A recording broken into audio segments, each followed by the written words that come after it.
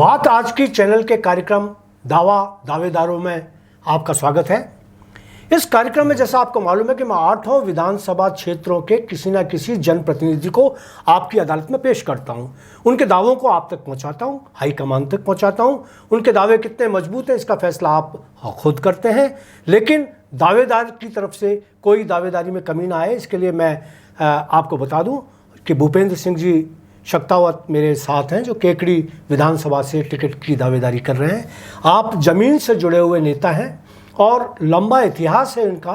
इनके पूर्वज भी राजतंत्र के पोषक रहे और उसके बाद में जब प्रजातांत्रिक कंट्री बना हमारा देश, उसके बाद में आप उत्तरोत्तर आपके पिताजी, आपकी माताजी, आपके वाइफ, आपका सब लोग राजनीति से जुड़े रहे। अब इन्होंने राजनीति में किस तरह से कब प्रवेश किया इसकी जानकारी अगर भूपेंद्र सिंह जी आप खुद दें। सबसे पहले आपका स्वागत। और यही सवाल कि आप अपने बारे में जब दावा पेश कर रहे हैं तो आप अपने बारे में ये बताएं कि आप राजनीति की शुरुआत कैसे हुई और आप किस तरीके से कदम कदम पर मजबूत होते चले गए।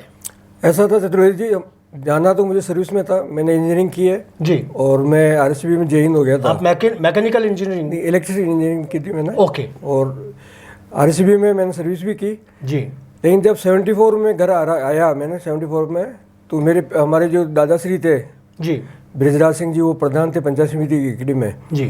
और उस टाइम में केकड़ी से कुछ कार्यकर्ता आए और उन्होंने कहा कि भाई हम आपके इन भूपेंद्र सिंह जी को ले जा रहे हैं केकड़ी और हम इनको चुनाव लड़ाएंगे। फिर मैंने कहा मैं सर्विस में हूँ, लेकिन उन्होंने कहा अब तो चुनाव लड़ना है। फिर मेरे दादाश्री का भी आदेश हुआ भाई तू चुनाव लड़, नौकरी से तू छोड़ दे और चुनाव लड़। मैं सबसे पहले भूमि विकास बैंक का चुनाव लड़ा 74 में जी, 1974 बहुत पहले, 1974 में जी जी। और उसमें वाइस चेयरमैन बना केकड़ी भूमि विकास बैंक का जी। उसके बाद में फिर दिनों देर फिर सरपंच का चुनाव आया 78 में, मैं ग्राम पंचायत सावर से सरपंच बन गया जी। उसके बाद फिर 82 में जब दोबारा चुनाव हुआ तो सरपंच बना, और सरपंच बनने के बाद में जी उस टाइम में बीजेपी के जो पुराने जनसंघ के 3 सरपंच थे, 31 में से हमारे 31 सरपंच थे ग्राम पंचायत समिति केकड़ी के अंदर जी। उनमें 3 सरपंच थे, चौथा मैं आया था। तो हमारे जो राजनीतिक गुरु भी मान लो या हमारे जो बुजुर्ग थे, चतुर्भुज सिंह जी थे भीमरास वाले, सरपंच साहब थे भीमरास गांव के, और वो उनका ये रिकॉर्ड था कि 59 से लेकर 2005 तक लगातार सरपंच रहे थे वो। क्या बात है। ये उनकी विशेषता रही थी। और जनसंघ से लेकर भारतीय जनता पार्टी का पूरा उन्होंने वहाँ केकड़ी में काम किया था। तो उन्होंने कहा आपको लड़ना है। मैंने उनको कहा आप और हम सब मिलकर 4 होते हैं और पूरे 31 सरपंच है। तो उस टाइम में सरपंच और वार्ड मेंबर वोट देते थे प्रधान को। तो उन्होंने कहा आप तो लड़ो, आपका व्यक्तित्व ऐसा है और आप सावर ठिकाने से भी हैं, तो आप निश्चित रूप से सरपंच टूट के फिर आपकी तरफ आ जाएंगे, आपको निर्दलीय लड़ना है। मैंने कहा बीजेपी से तो टिकट दोगे आपने, बीजेपी से नहीं, आपको निर्दलीय लड़ना है। अगर बीजेपी से लड़ोगे तो बीजेपी अभी कमज़ोर है और वो जीत नहीं पाएगी। और कांग्रेस का टिकट हमारे कांग्रेस वालों को मिल चुका था, तो उन्होंने मुझे निर्दलीय खड़ा किया 82 में जी। और हम कांग्रेस में कौन खड़े हुए थे उस समय? भागचंद जी चौधरी खड़े हुए थे। अच्छा अच्छा। हाँ, अपने निर्मल जी जैन उनके पिताजी थे, भागचंद जी वो खड़े हुए थे कांग्रेस से। फिर मैं लड़ा और जब हम 4 थे तो धीरे धीरे हम 22 हो गए और वो 9 रह गए। और उस टाइम में 82 के अंदर मैं भारतीय जनता पार्टी से नहीं, निर्दलीय मान लो आप, उस टाइम में मैं लड़ा और प्रधान बने। उसके बाद से हमने बीजेपी को मजबूत करना चालू किया। फिर 88 में दोबारा चुनाव हुआ, फिर मैं बीजेपी से लड़ा और प्रधान बना। तब भी वार्ड मेंबर और सरपंच वोट देते थे। उसके बाद में फिर 95 के अंदर ये CR और DR, जो पंचायत सदस्य और जिला परिषद सदस्य की वाली प्रणाली चालू हुई, तो सबसे पहले केकड़ी के अंदर ऐसी सीट रही और हमारे हीरालाल जी मेघवंशी प्रधान बने। लेकिन वो भी उनको भी पूरा हमारा सपोर्ट था और हमारे साथ ही वो रहे। फिर 2000 में जैसे ही जनरल सीट आई वापस, तो 2000 वापस जनरल सीट आई तो मैं फिर लड़ा प्रधान के लिए, और तीसरी बार मैं 2000 से 2005 तक प्रधान रहा। उसके बाद फिर ओबीसी सीट और अलग सीटें बदलती रही। तो आपका राजनीतिक सफर इतना अच्छा रहा, उसके बाद में आपने भारतीय जनता पार्टी को मजबूत किया, और भारतीय जनता पार्टी को मजबूत करने के बाद आज आप अपने क्या देखते हैं कि जो केकड़ी क्षेत्र विधानसभा क्षेत्र है उसमें ऐसी क्या कमियां हैं जिनको आप दूर करना चाहते हैं? आपका एजेंडा क्या है? आप क्या लेकर अपने दावेदारी पेश करना चाहते हैं कि मैं जब जनता में जाऊंगा तो पहली तो आप ये बताएं कि केकड़ी में क्या नहीं है, क्या होना चाहिए, और उसके बाद में आप जब विधायक होकर आएंगे तो क्या क्या करेंगे। ये 2 अलग अलग प्रश्न है। पहले तो आप बताएं केकड़ी में क्या हो रहा है। पहले तो मैं आपको कुछ और मैं बात बताना चाहता हूँ। हाँ जी। और वो ये है कि जैसे 90 में मुझे अपने वेणु सिंह जी शेखावत साहब ने कहा था कि आपने जो मजबूत किए, जैसे जनरल सीट होगी हम आपको टिकट देंगे जी। लेकिन उसके बाद में वहाँ एक ऐसा माहौल बन गया हमारे केकड़ी के लिए कि वहाँ ब्राह्मण ही जीत सकता है और ब्राह्मण को ही टिकट मिलना चाहिए, जबकि ऐसा कुछ धरातल पे है नहीं। आपने देखा होगा सन 65 जब से सन 66 से पंचायत समिति चालू हुई जी, तो सन 66 से 65 तक 5 साल तक जयसिंह जी, कैप्टन जयसिंह जी पारा वाले प्रधान रहे जी। 65 से लेके और 76 तक हमारे दादाश्री थे ब्रिजराज सिंह जी, सावर से वो प्रधान रहे। फिर उनके बाद उनके स्वर्गवास के बाद में 82 में प्रधान बना, फिर 88 में बना, फिर 95 में रिजर्व सीट हो गई, फिर 2000 में बना, फिर 2005 में ओबीसी महिला हुई और 2010 में जब जनरल हुई तो पुष्पा कौर राजावत आई और फिर अभी जनरल हुई तो होनार सिंह जी राठौड़ वहाँ केकड़ी प्रधान है। तो मुझे ऐसा लगता नहीं है कि अब तक प्रधानों को जब भी चुनाव हुआ कोई ब्राह्मण समाज का प्रधान बना हुआ, अभी तक तो राजपूत समाज के प्रधान बने वहाँ और उन्हीं का दबदबा पूरी पंचायत समिति केकड़ी में रहा। हमारे 31 ग्राम पंचायती थी उसमें सब में रहा। अभी जो हमारे जो विधायक हैं जो रघु शर्मा जी है वो भी हमारे गांव के सावर के ही हैं, हम उनको छोटे से लेके अब जानते हैं। उनमें जो एंकर है वो पूरी केकड़ी के लिए एक तरह से श्राप ही है। केकड़ी के मायने उन्होंने जैसे जैसे कार्य के मानते हैं भाई हॉस्पिटल खोला उन्होंने, लेकिन हॉस्पिटल की व्यवस्था आज भी है कि एक भी वहाँ कोई काम नहीं होकर सीधा रेफर होकर अजमेर आते हैं या जयपुर जाते हैं, जबकि हॉस्पिटल में कोई व्यवस्था संबंधी कोई बात नहीं है। आज बिजली की व्यवस्था है, पानी की व्यवस्था है, आप जगह जगह देखोगे पानी 5-5, 6-6 दिन में, कहीं कहीं 7-7 दिन में पानी आता है, जबकि बिशुलपुर पानी बांध है जो फुल पूरा भरा हुआ है और हमारे अजमेर के लिए पर्याप्त है। लेकिन उनकी व्यवस्था की वजह से, उनकी यहाँ गवर्नमेंट की व्यवस्था, प्रशासन की व्यवस्था की वजह से आज पानी भी समय पर नहीं मिल पा रहा है और नहीं कोई आप कहीं भी जाकर बिजली की व्यवस्था है, हर बार कटौती होती रहती है, हर बार बीच बीच में बंद होती रहती है। तो ये सारी जो व्यवस्था है वो आज पूरी चरमरा गई है केकड़ी की। और केकड़ी में ये हो गया है कि भाई यहाँ एमएलए है भी या नहीं है। 4.5 साल तक एमएलए साहब को हम ढूंढते रहे, कहते रहे, कोई न कोई टेलीफोन सुनना न कोई बात करना। अब 6 महीने से जरूर वो आए हैं और ये कहने लगे भाई जो भी कुछ हुआ गलती हो वो तो हुई, लेकिन अब मैं पूरा ध्यान रखूंगा और बात करूंगा। ये गलती का वो महसूस कर रहे हैं आप? वो अभी मीटिंगों में कह रहे हैं कि अगर कोई मेरे बेटे सागर से कोई गलती हो गई या किसी और से गलती हुई तो उसके लिए मैं माफ़ी चाहता हूँ। और क्योंकि सारा काम विधानसभा का उनका जो पुत्र है सागर शर्मा ही संभाल रहे थे 3 दिनों से, वही प्रशासन को संभाल रहे थे, वही काम को संभाल रहे थे। आज ये स्थिति है कि अगर राजपूत समाज को अगर टिकट मिलता है तो 80% राजपूत जो 16-17 हज़ार करीब राजपूत हैं उनमें से 80% वोट अब बीजेपी को मिलेंगे और हमेशा बीजेपी को देते आए हैं। लेकिन अगर ब्राह्मण समाज को मिलेगा टिकट तो ब्राह्मण समाज में जो 70% वोट तो कांग्रेस की तरफ चले जाते हैं, 30% वोट रहते हैं जो बीजेपी के कट्टर हैं, बीजेपी समर्थक, वही दे पाते हैं। और आज भी अगर टिकट मिलेगा तो वही दे पाएंगे।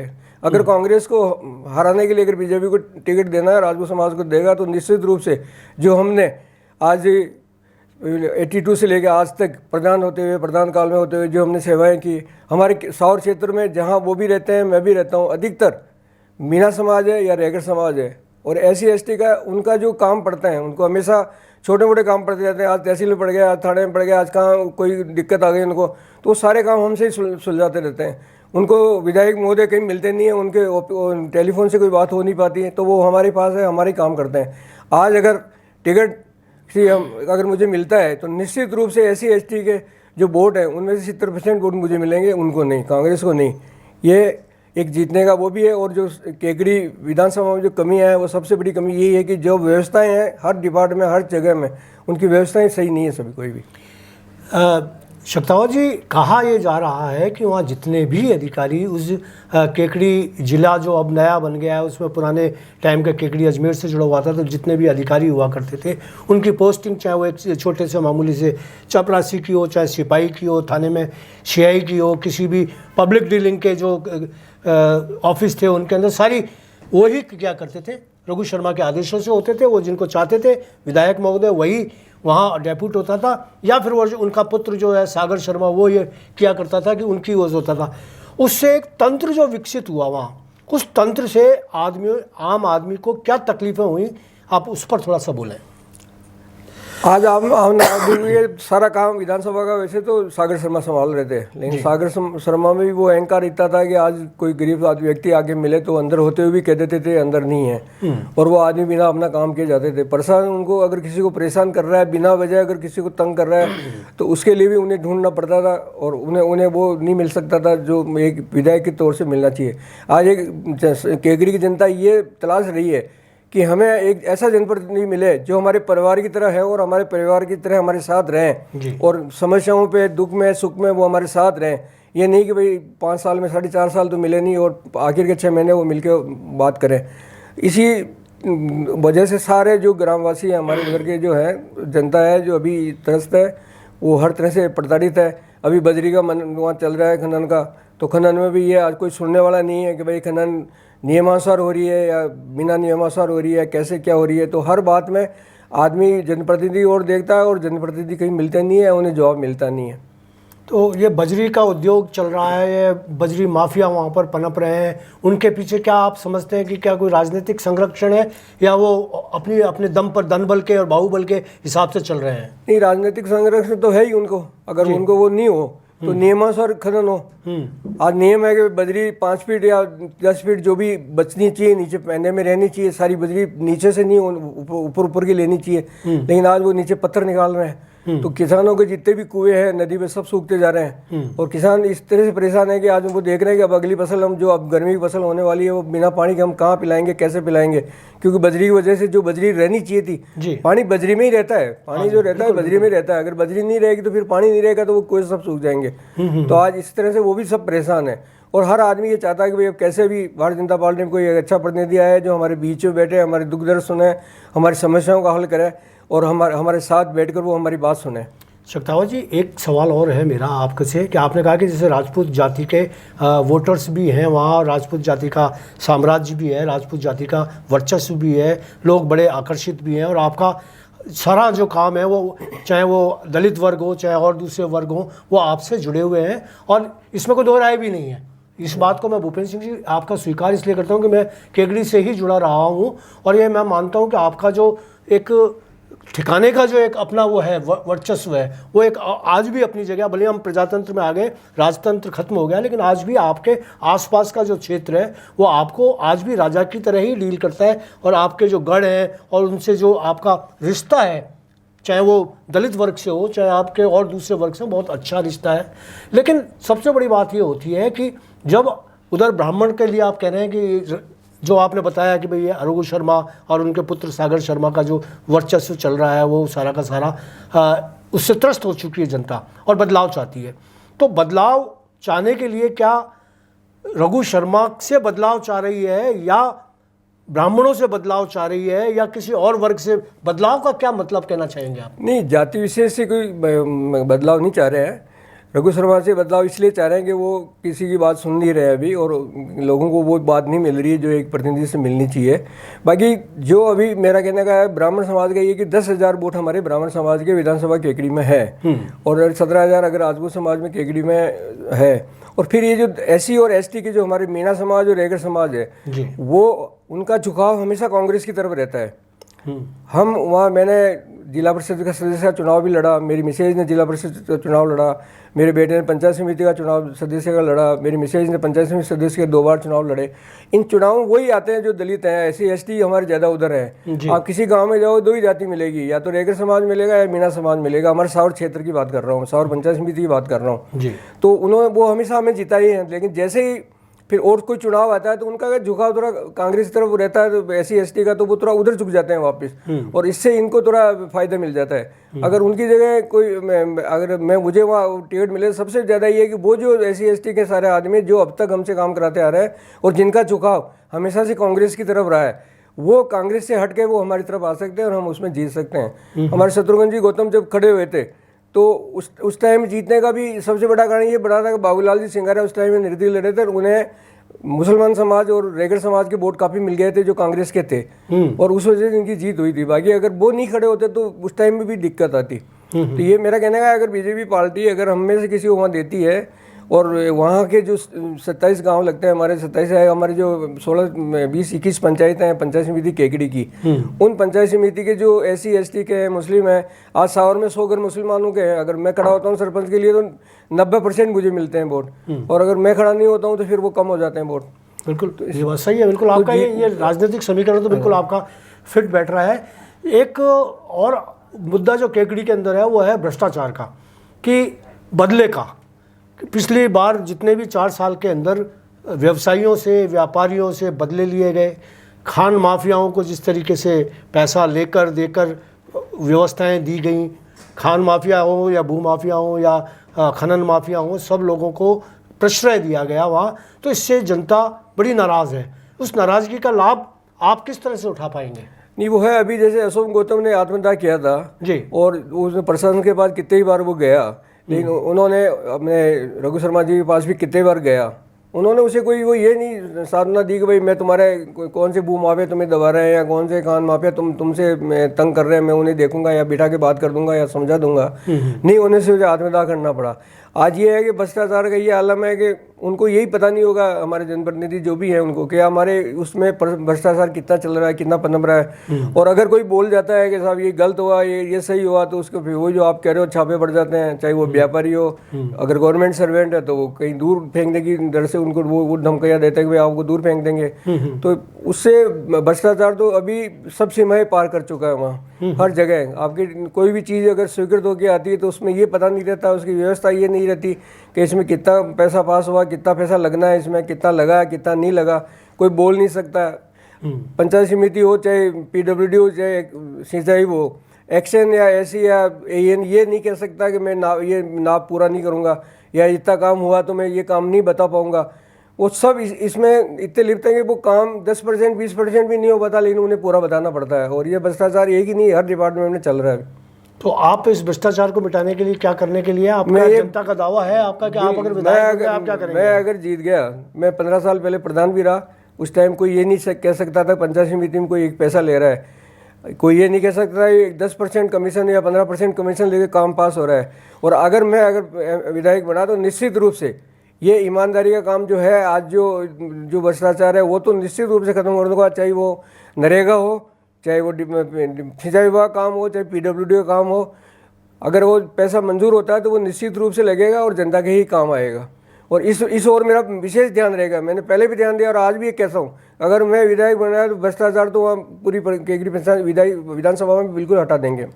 तो विधानसभा से आपकी जो दावेदारी है वो कितनी मजबूत है? इस विषय पर आपको क्या ऊपर से हाईकमान ने या किसी विशेष नेता ने कोई निर्देश दिया है? अभी निर्देश कोई देते नहीं है, और हम पूरी कोशिश कर रहे हैं, हम सबसे मिल रहे हैं। हमारे जो अध्यक्ष जी हैं उनसे, संगठन मंत्री हैं उनसे, हमारे जो बड़े नेता हैं, प्रतिपक्ष जो नेता हैं उनसे, इन सब से मिल रहे हैं। और सब वो कह रहे हैं भाई आप काम करो, हम देख रहे हैं।